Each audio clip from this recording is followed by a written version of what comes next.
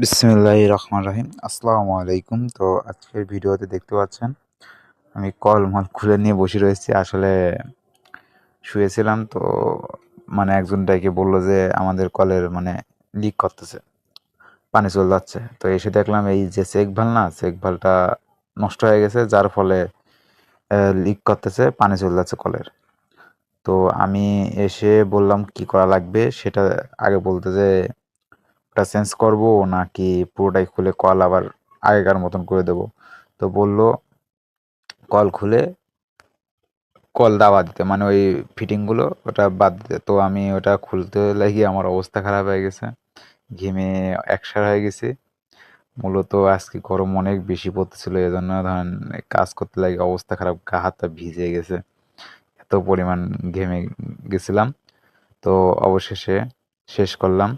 তো দেখতে পাচ্ছেন কলটা লাগানি শেষ, কলের কাজ শেষ। এখন কলে পানি তুলবো। তো কলে পানি তুলে চেক দিয়ে যাবো যে কলে পানি থাকে কি না। তো আমি এখন ঠেলতেছি, আর আমার যে বাড়ির লোক, ওই বাড়ির লোক ছিল, ওই বাড়ির লোক পানি ঢালতেছিল। তো আমি কলে পানি তুলতেছি, কলের পানি তুলে দিয়ে চলে যাব। মূলত আমি এখন এখন ইমার্জেন্সি পর ডাকলো, এই জন্য এসেছি। আসলে শুক্রবার দিন কাজ কাম করি না, তাও হাফ বেলা এক জায়গায় কাজ করে আসলাম, যে কালকে যেখানে বাদ ছিল ওখানে তো পানি উঠেছে, দেখতেছি। তো আমি পানি তুলে দিয়ে আসি আর বলি যে কোনো সমস্যা হলে ডাক ডাক দিতে। মূলত সমস্যা হলে অবশ্যই আমাকে ডাকার কথা আমি বলে আসি, সমস্যা হবে না ইনশাল্লাহ। সুন্দর করে দিচ্ছে, আমি সাউন্ড শুনলাম যে ওখানে কানে দিয়ে শুনলাম যে কোনো প্রকার লিক করতেছে নাকি। তো আলহামদুলিল্লাহ কোনো প্রকারের লিক করতেছে না। তো আমি ওটা শেষ করে দিই।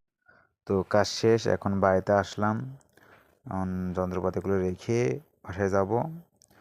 তো বাসায় এসে দেখি আম্মু বাসায় নেই, তো গরু খাতিমাতে দিলাম। তো এখানে আজকের এই ছোট্ট ব্লগটি শেষ করছি। আল্লাহ হাফেজ। সবাই নিজে খেয়াল রাখবেন, আর আশা করছি আবার দেখা হবে কালকে। আল্লাহ হাফেজ।